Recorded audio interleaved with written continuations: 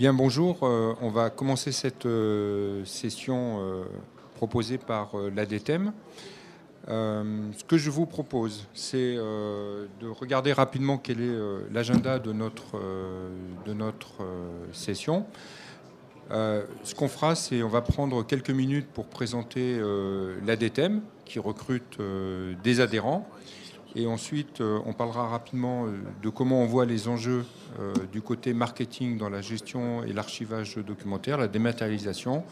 Et Gilles, ici présent, vous fera un petit état des lieux sur les technologies à utiliser et comment se positionner et comment intégrer la confiance sur l'archivage électronique.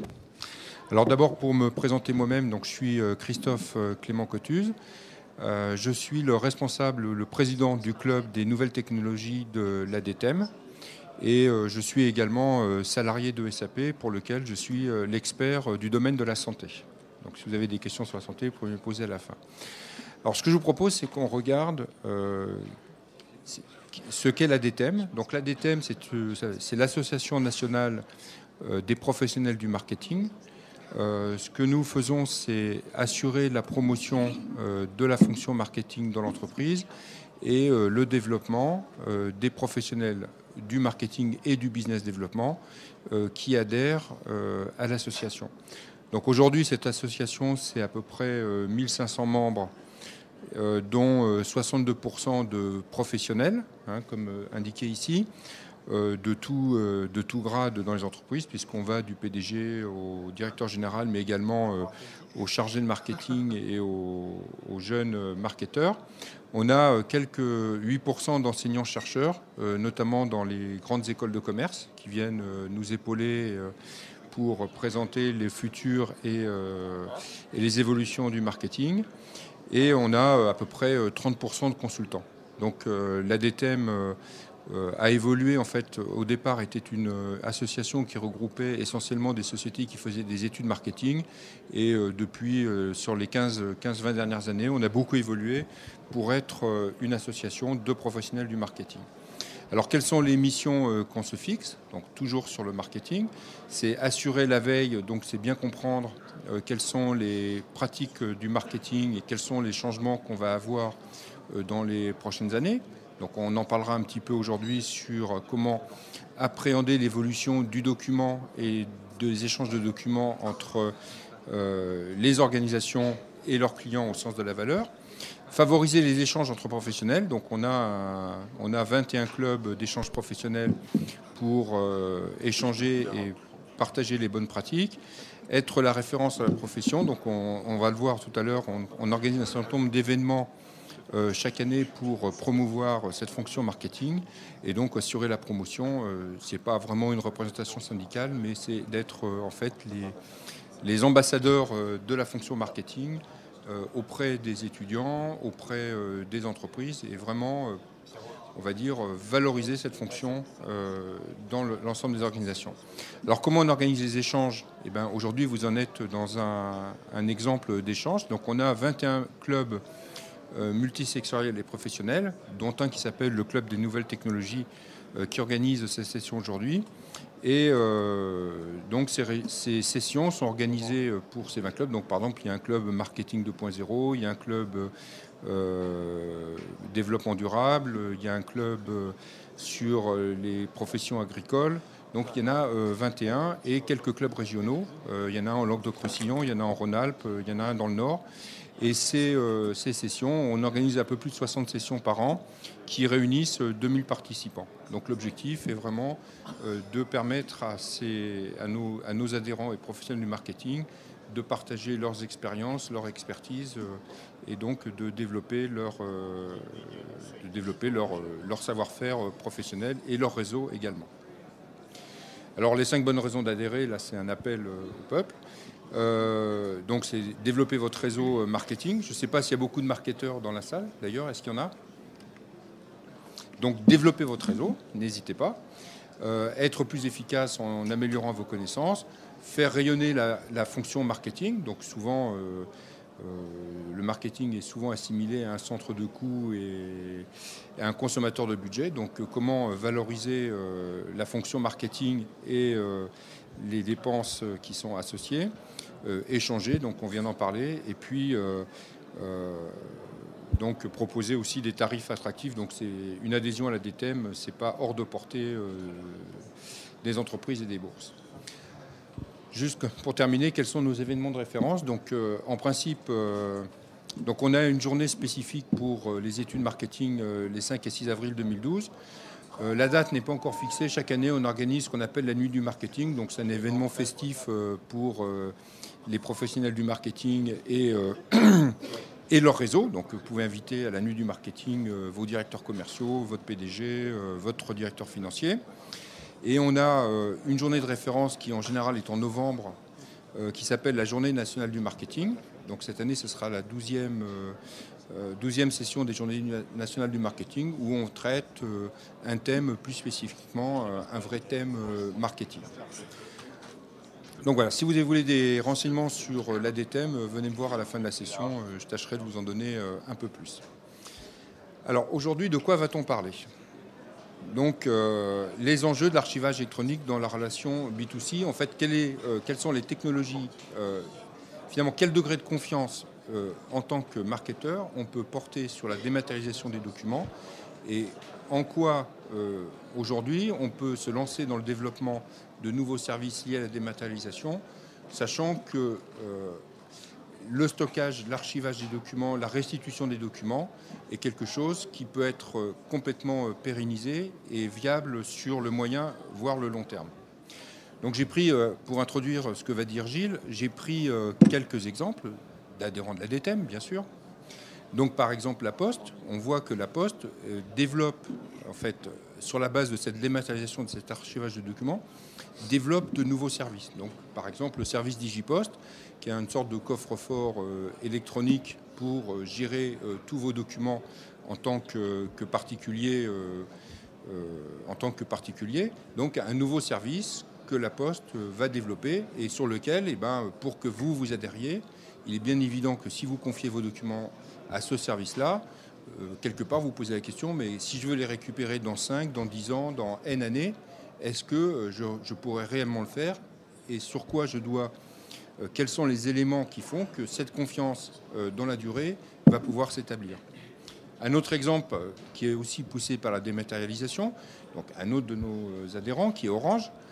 Donc là, on voit que le service, la proposition de service ou la proposition de valeur développée par Orange tourne autour de l'environnement durable et du développement durable. Eux, ce qu'ils disent, c'est la dématérialisation des documents et notamment le fait de dématérialiser, de ne plus se faire envoyer ses factures papier à domicile, est présenté comme un service et aussi comme une contribution citoyenne à l'environnement.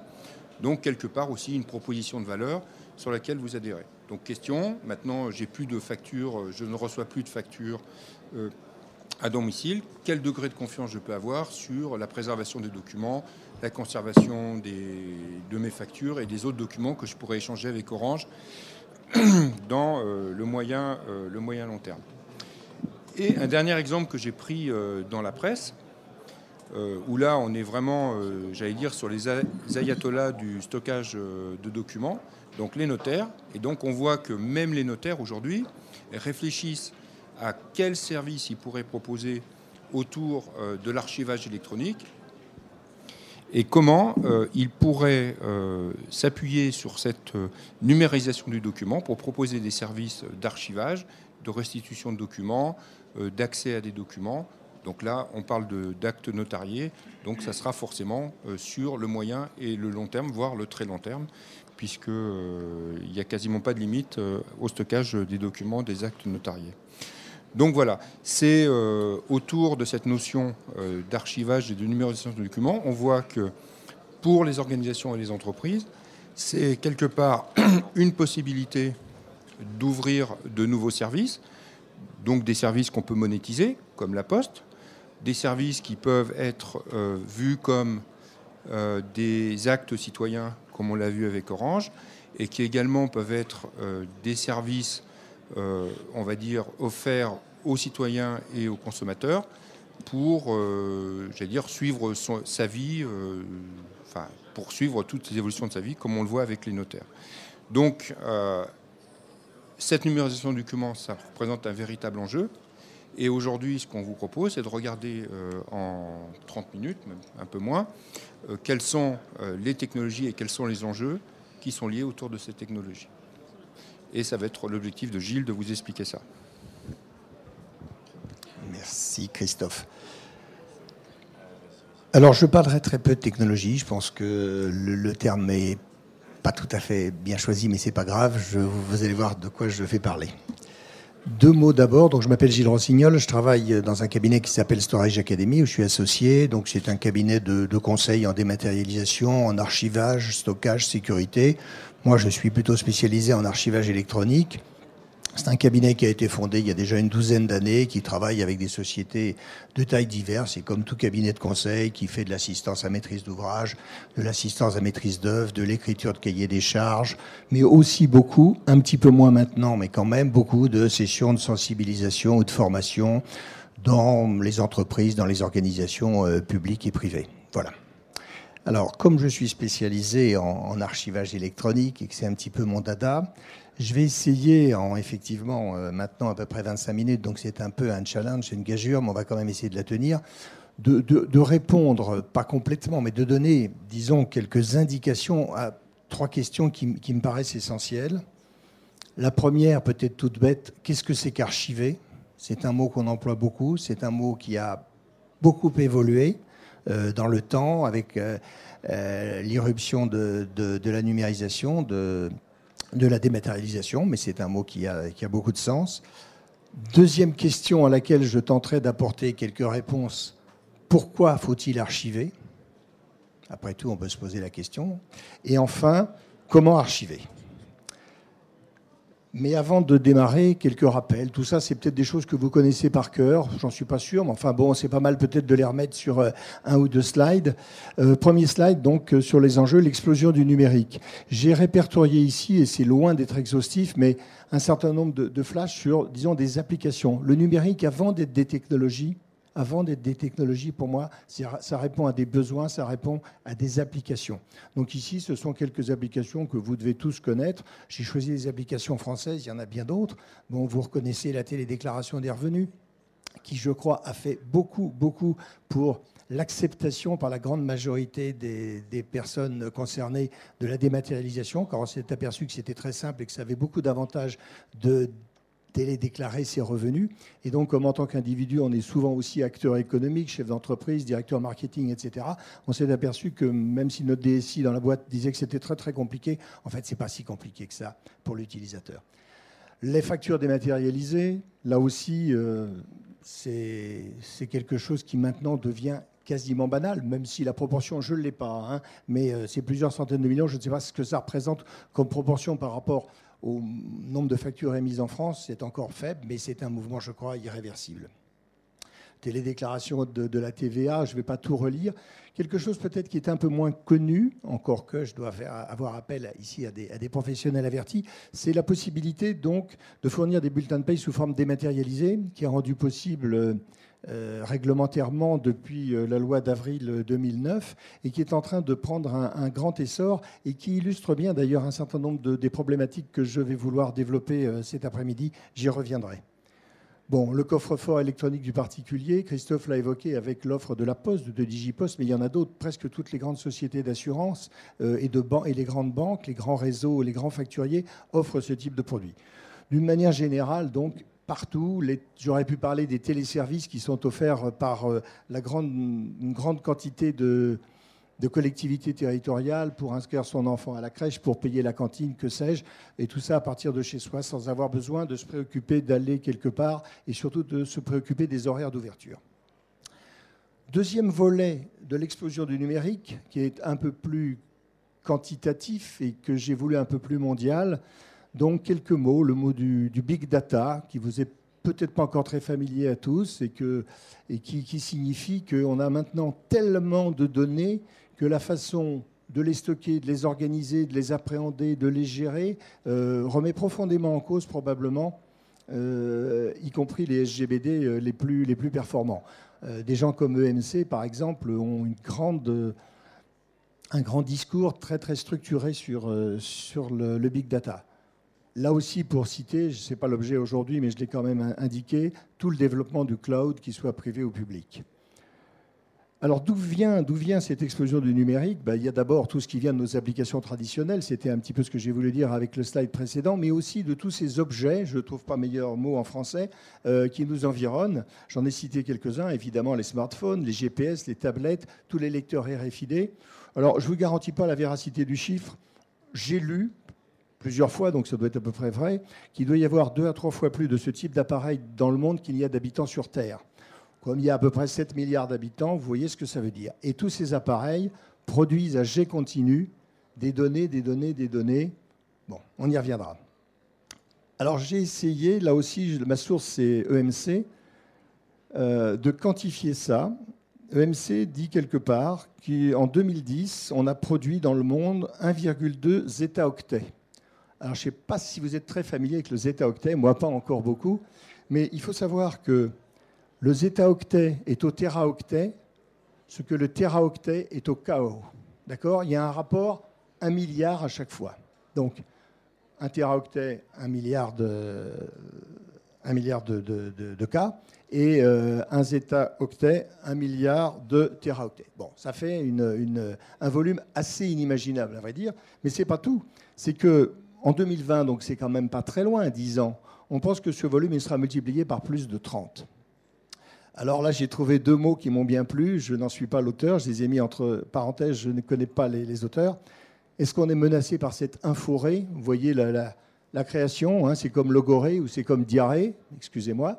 Mais bon, est-ce qu'on est menacé par ça? Est-ce qu'on va être noyé dans cette information, dans cette masse numérique? Et puis, quelqu'un d'autre créé sur l'image de la paperasse, l'électronas qui nous guette. Bon, vous voyez, moi j'ai des papiers quand même. Christophe, il a tout dans la tête. Moi, j'ai besoin de quelques papiers. Donc, vraiment, c'est un sujet. Qu'est-ce qu'on va faire de tout ça? Donc voilà toutes les questions, il y en a une petite dizaine, voilà toutes les questions que je vais pas traiter en fait, mais pour vous dire qu'il y a plein de questions intéressantes, j'espère qu'il y aura à l'occasion d'autres sessions de ce type. En fait, dans les questions, il y a souvent un petit peu la réponse quand même, hein. Je les ai un peu orientées, mes questions. Est-ce que c'est une discipline ringarde? Je ne vais pas vous dire ça, sinon mon métier serait mort-né. Est-ce que c'est d'actualité? Est-ce que c'est un phénomène de mode? Là aussi, la réponse me paraît évidente. Voilà, donc je passe assez rapidement sur ce slide. Je crois que vous aurez la disponibilité des slides, m'a-t-on dit, donc il n'y a pas de problème. Alors, ça me paraît plus intéressant de s'attarder un tout petit peu, pas trop longtemps, mais s'attarder un tout petit peu sur le pourquoi archiver. Si on avait fait cette conférence, disons, il y a 10 ans, je crois que la question ne se serait pas posée de la même manière. Alors, j'ai ici répertorié 1, 2, 3, 4, 5 raisons d'archiver. Je précise tout de suite, comme vous le voyez, je ne suis pas l'auteur, j'ai emprunté ça très directement à Marianne Chabin, qui est une spécialiste de l'archivage en général, qui a fait l'école des chartes et qui s'est spécialisée maintenant dans l'archivage électronique, et il faut rendre à César ce qui est à César. Donc pourquoi archiver? Alors on peut dire déjà pour agir. Qu'est-ce que ça veut dire? Prenons des exemples. N'importe quelle entreprise a intérêt à conserver les coordonnées de ses clients, ne serait-ce que pour faire, on est ici dans une session de la DTEM, que pour faire par exemple des campagnes marketing ciblées. Donc effectivement, c'est de l'information qu'on utilise une première fois. Quand on a les coordonnées des clients, c'est que ce sont des clients, c'est pour faire des factures. Mais pourquoi la conserver? C'est parce qu'on veut agir de façon différée avec ces données. C'est une bonne première raison. Pour se défendre, ça c'est aussi classiquement ce qu'on appelle les possibilités de prouver quelque chose, de preuve. C'est typiquement les dossiers des patients qui sont conservés dans les hôpitaux. Pas seulement pour ça, mais entre autres parce qu'un patient peut attaquer l'hôpital, le médecin, et donc il est important de savoir ce qui lui a été dit, ce qui lui a été communiqué un certain temps, parfois longtemps auparavant. Alors, troisième raison pour laquelle on peut archiver, c'est ce que Marianne Chamin appelle s'enraciner. Là, c'est la notion classique d'archive. C'est une vieille, je dirais que ça remonte à la nuit des temps. Hein. On a toujours eu, l'homme, l'être humain a éprouvé le besoin de créer un lien entre le passé, le présent et le futur en conservant des traces les plus variées possibles, donc pour s'enraciner, que ce soit un État, un pays, une communauté large ou étroite. Et donc, dans tous les pays, en particulier en France, j'ai pas recherché la date de la création des archives nationales, mais qui s'appelait avant les archives du roi, enfin les archives royales, etc. C'est vraiment quelque chose, je dirais presque, qui est génétique dans l'être humain. Quatrième raison, il y en aurait bien d'autres, hein, quatrième raison pour témoigner. Alors là, pour illustrer, si vous voulez, le travail de l'archiviste n'est pas de créer de la donnée, n'est pas de créer de l'information. Le travail de l'archiviste, c'est d'archiver, comme son nom l'indique. Quand on est dans le témoignage, là, on est un petit peu différent. On se dit, j'ai envie de laisser, quand je dis je, ce n'est pas forcément un individu, hein. Ça peut être une organisation, ça peut être une société humaine quelconque, j'ai envie de laisser des traces pour l'avenir de ce que j'ai vécu, de ce que j'ai vu, de ce que j'ai entendu, de ce que j'ai fait de bien ou de mal. Et donc, voilà, ces traces qui sont, sinon, qui pourraient être fugaces. Je vais juste vous citer, ce n'est pas juste une vue de l'esprit, hein. Je vais vous citer un projet qui a été initié en l'an 2000 par... je pense que c'est par l'UNESCO, qui s'appelle le projet Rosetta. Il y a environ, encore maintenant, 2000 langues parlées dans le monde, pour certaines avec très très peu d'individus qui les parlent. Donc il y en a une grande partie qui vont disparaître. Et donc l'UNESCO s'est dit, c'est peut-être déjà un peu tard pour certaines, c'est pas trop tard pour tout le monde, essayons de conserver les traces, alors des documents écrits, oraux, que sais-je. Et donc c'est ce grand projet. Voilà, ça c'est pour témoigner. Et puis enfin s'épanouir. Bon, il y a des gens qui font des archives pour le plaisir de faire des archives, parce que ça les intéresse, ça les amuse. Généralement, bon, on ne pense pas tellement à ce type d'archives. Ça correspond souvent à des individus ou à des toutes petites communautés. Et je dirais que souvent, ces archives disparaissent avec leurs créateurs. Voilà, donc si vous voulez, il y a plein de raisons d'archiver. Mais on va revenir maintenant. Nous, on est en entreprise ou en organisation. Et donc, je dirais que ce sont les trois premières raisons pour agir, pour se défendre ou pour s'enraciner qui sont souvent les plus importantes. Alors, qu'est-ce que l'électronique a modifié dans ce domaine de l'archivage? D'abord, qu'est-ce qu'elle n'a pas modifié? Qu'est-ce qui est toujours vrai? Qu'est-ce que c'est finalement un peu intrinsèquement qu'une archive?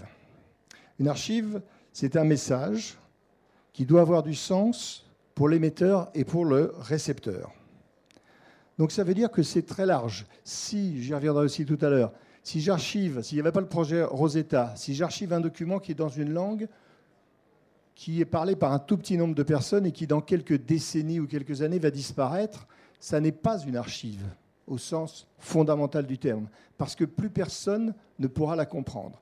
On verra que ça a des incidences aussi pour l'informatique. Donc, si vous voulez, il faut que non seulement il y ait un contenu, ça c'est ce à quoi on pense d'habitude, il faut qu'il y ait un contenant. L'archive, ce n'est pas quelque chose, j'allais dire, de purement immatériel. Si, ça peut l'être, mais il y a des technologies pour ça. Il faut aussi qu'il y ait des processus, des règles, des méthodes, de telle sorte que, en particulier, le classement des archives, leur relecture, leur pérennité, toutes ces choses importantes soient assurées. C'est pas si simple que ça déjà pour le papier, c'est pas simple non plus pour l'informatique, mais c'est un élément très important. Deuxième point qui n'a pas changé, et ce à quoi on pense peut-être pas tellement souvent, l'archive n'appartient pas, sauf exception, rarissime, à celui qui la crée, mais à l'organisation à laquelle il appartient. Alors ça a l'air de rien, ça paraît peut-être une petite banalité, mais songez à quelque chose. On a tous des PC. On a tous nos mails qui sont souvent archivés sur notre PC. Tout se passe comme si, et d'ailleurs la réglementation en France et la CNIL de ce point de vue prend des positions que je me permets, ça n'engage que moi de dire un peu discutable, en disant les mails professionnels sont considérés comme du courrier privé.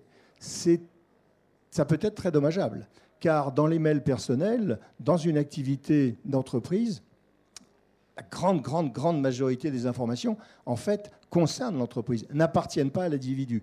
Mais souvent à cause de ce prétexte, les mails ne sont pas archivés ou alors avec des filtres compliqués. Et donc, c'est un vrai sujet. Donc, si vous voulez, l'archive appartient à l'entreprise qui la génère et non pas à celui qui la crée. Et enfin, l'archivage doit se faire en fonction du contenu et non du contenant. Ça paraît aussi un petit peu évident, mais il faut des fois enfoncer des portes ouvertes. On ne va pas, si vous voulez, dans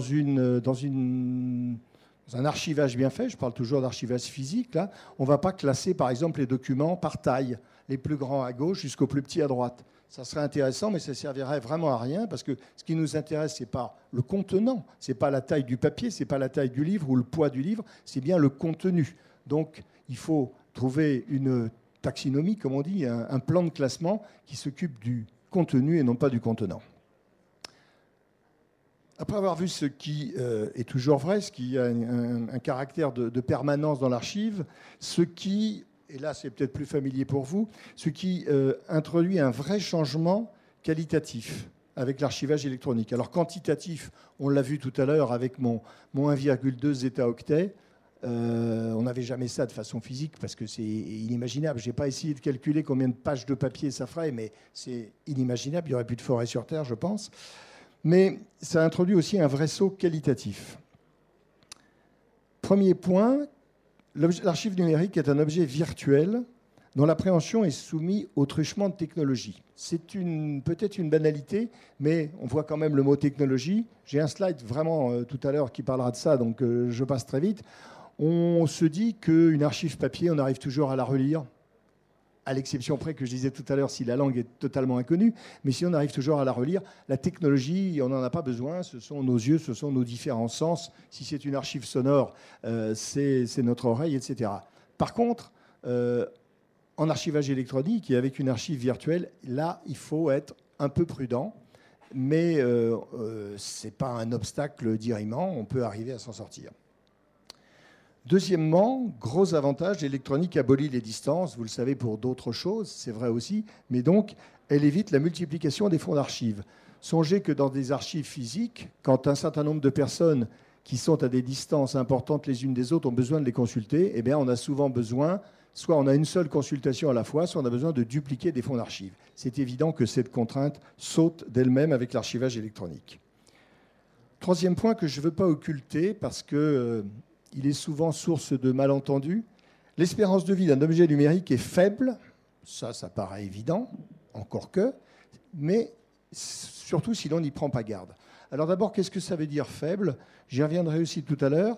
Il faut savoir que l'archivage, en fonction de son objectif et de la nature de ce qu'on archive, n'a pas toujours la même durée. Les archives qui sont à conserver sans limite de temps, indéfiniment, sont finalement, heureusement pour ce problème, assez peu nombreuses. Donc, il faut, quand on met en place un système d'archivage électronique, il faut porter une attention particulière à ce problème d'espérance de vie, mais encore une fois, j'y reviendrai.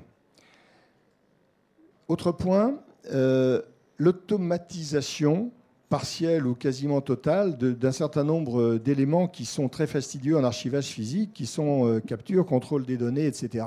C'est-à-dire finalement la création de ce que nous appelons maintenant les métadonnées, qui existent depuis toujours, qui ne portaient pas ce nom-là en archivage physique, mais qui sont finalement toutes les notices. Quand on va dans une bibliothèque, c'est ça que l'on cherche avant d'avoir l'ouvrage, c'est la notice qui donne l'auteur, la date d'édition, etc., etc. Bon, tout ceci en archivage électronique peut être très largement automatisé, et c'est évidemment un facteur de productivité. Et puis enfin, quelque chose qui, dans le cas de l'archive à valeur juridique, doit être regardé de très près, c'est la non-distinction entre original et copie dans le cadre du numérique. Alors dans le cadre du physique, c'est déjà parfois un petit peu difficile de voir ce que c'est qu'une copie par rapport à un original, mais des certifications, des paraphes peuvent permettre de s'assurer qu'on a vraiment affaire à un original. En électronique, ce n'est pas à vous que j'apprendrai que c'est tout à fait impossible de distinguer une copie du premier original. Donc ça oblige à mettre en place quelque chose qui est tout à fait fondamental, au moins dans cette partie d'archivage à valeur probatoire, qui est la traçabilité. Il faut donc, depuis le moment où un document électronique est entré en archive, savoir de façon constante, de façon exhaustive et de façon certaine quelle a été la vie de cette archive. Donc j'avais dit que je reviendrais sur ce slide, je vais le passer rapidement parce que ce n'est pas le plus important. C'est l'obsolescence, c'est la durée de vie des archives. Donc pour l'illustrer, ceux qui sont déjà allés au Louvre voient qu'en haut à droite, c'est le Code d'Hammurabi. C'est une stèle qui date d'à peu près, je crois, 3500 ans. Le support, il n'a pas bougé parce que ça doit être du porphyre ou quelque chose, ou du basalte. C'est solide, ça défie le temps. Et puis l'écriture, c'est de l'akkadien, c'est un petit peu compliqué. Je pense qu'il n'y a pas grand monde qui comprend l'akkadien dans cette salle. Mais il y en a quand même quelques milliers de spécialistes dans le monde. Donc si vous voulez, le support, il est pérenne, et le format, c'est-à-dire finalement l'écriture, on arrive à le relire. Donc, le Code d'Hammurabi, 3500 ans, on peut le lire. La disquette, qui est en bas à gauche, eh bien, je ne sais pas ce que j'ai mis, une disquette multiplan. D'abord, il n'y a plus de lecteur de disquette. Deuxièmement, il n'y a plus de multiplan. Donc, tant le support que le format, je ne sais pas quel âge elle a, cette disquette, 20 ans peut-être, elle est devenue parfaitement illisible. Alors, il ne faut pas être inquiet. Il ne faut pas être inquiet. Ça veut dire simplement qu'en fonction de la durée de conservation, j'y reviendrai aussi un tout petit peu tout à l'heure, on a des précautions à prendre. Alors, sur le plan intellectuel, c'est un petit peu désagréable de se dire il n'y a pas de solution géniale qui permettrait de s'affranchir de ça. Non. Les supports, ils continueront à évoluer. Je ne vois pas pourquoi ça ralentirait. Ça fait des décennies que les supports évoluent, sont de plus en plus rapides, de moins en moins coûteux et de plus en plus capacitaires. Ça va continuer. Donc, on aura ce problème. Donc, conversion de support. Et les formats, on aura aussi probablement ce problème. Sachant que, j'ai pris multiplan exprès, mais si vous faites un traitement de texte, si vous avez des documents issus de Word ou assimilés, vous avez quand même un peu de temps devant vous. On peut arriver à relire assez facilement des documents qui ont 15 ou 20 ans. Bon, il faut quand même prendre des précautions. Donc, si vous voulez, ça veut dire que je vais y venir tout de suite après, dans un plan d'archivage, dans un projet d'archivage, il ne faut pas occulter la stratégie de conversion qui sera absolument nécessaire. Alors, j'en viens à la politique d'archivage. Donc, toute entreprise se l'est déjà posée, mais va se la poser peut-être de plus en plus. Et il faut vraiment considérer l'archivage électronique comme un projet d'entreprise à part entière, avec quelques caractéristiques que vous voyez. D'abord, la dimension transversale. Toutes les fonctions de l'entreprise vont avoir ou ont déjà des objets, je ne trouve pas meilleur mot. Souvent, je dis document, mais document doit être compris dans un sens très, très, très large. Ce n'est pas forcément un document lisible, ça peut être un document visuel, auditif, etc., etc. Donc, toutes les fonctions ont des documents à archiver.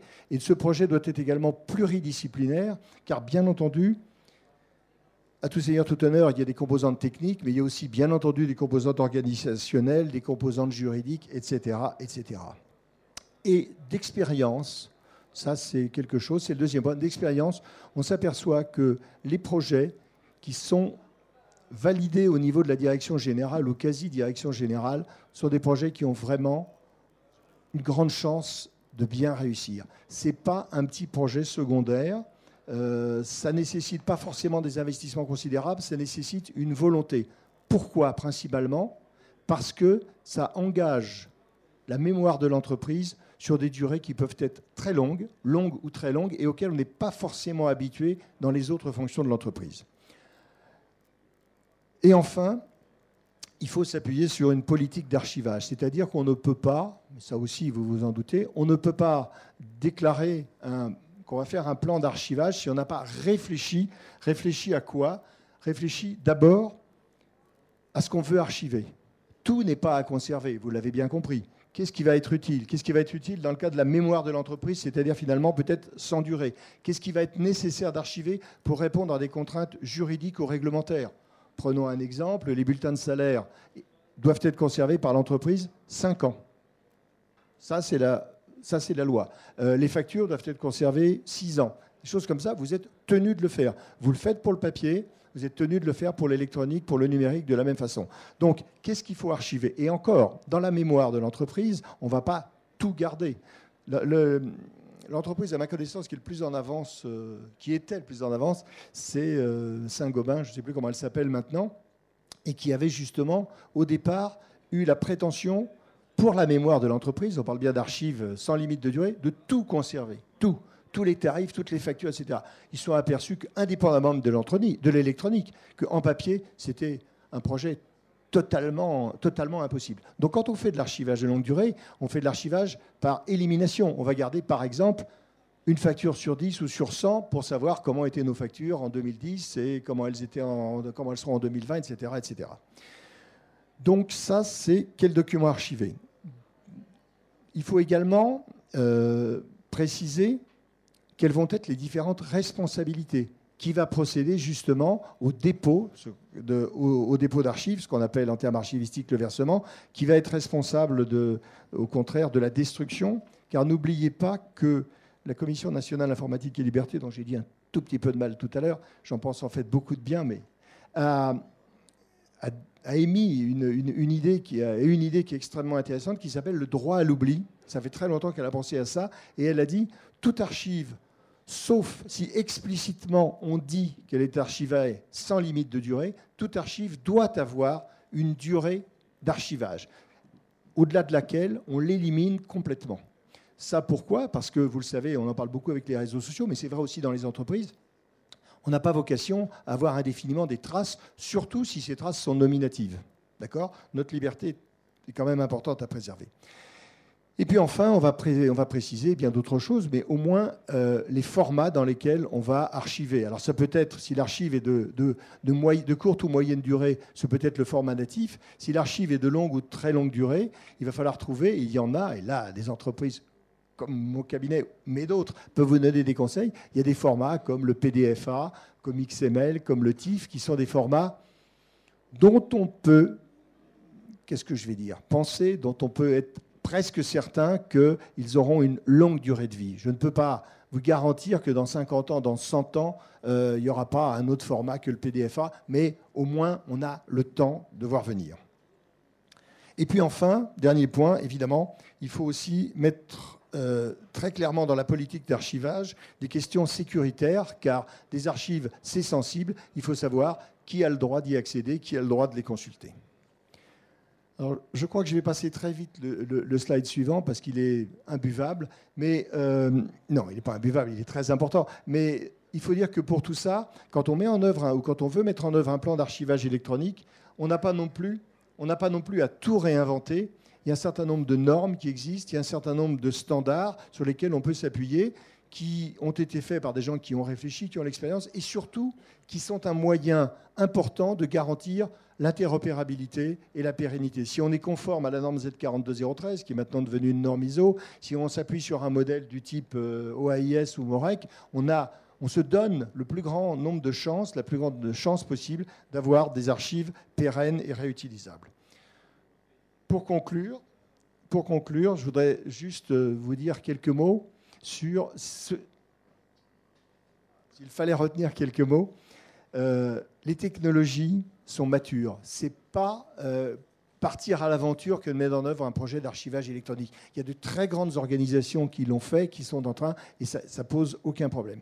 La sécurité juridique, je n'ai pas du tout parlé, parce que je ne peux pas parler en une demi-heure de tout, mais maintenant, les notions de documents probatoires, de gestion de la preuve sont parfaitement clairs. Il commence à y avoir de la jurisprudence, déjà en France et dans d'autres pays qui sont plus en avance, sur le fait qu'un document électronique peut être une preuve reconnue par les tribunaux. En France, à ma connaissance, il n'y a pour l'instant qu'un arrêt indubitable, qui est un arrêt de la Cour de cassation de décembre, je ne sais plus si c'est 2008 ou 2009, mais qui est extrêmement clair et sur lequel on peut s'appuyer. Et puis enfin, il y a évidemment des gains de toute nature, mesurables, mais surtout, et vous voyez que je le disais tout à l'heure, j'ai du papier devant moi, il n'y aura pas de grand soir, on ne va pas passer du jour au lendemain du papier à l'archivage électronique. Il y aura un horizon, on sera peut-être pas tous morts, mais moi au moins, dans une cohabitation, dans un monde hybride. Voilà, je vous remercie.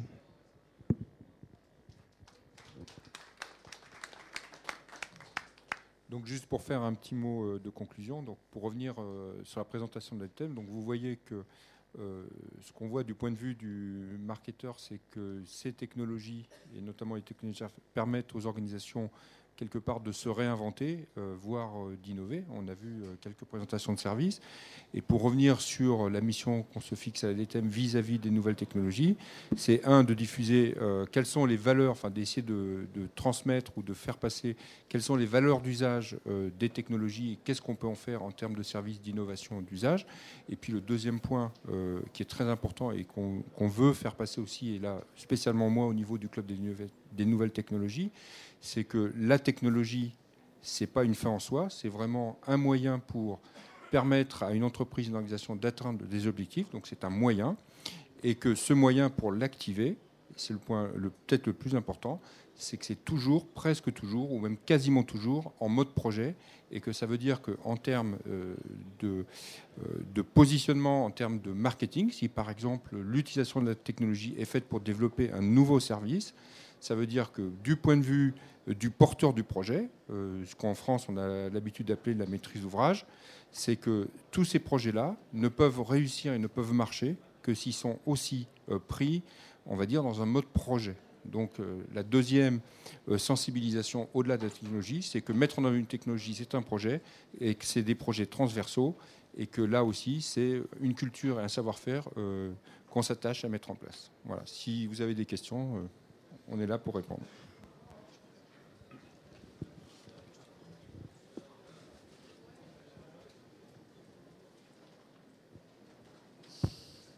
Pas de questions. Merci de votre attention et de votre participation. Au revoir.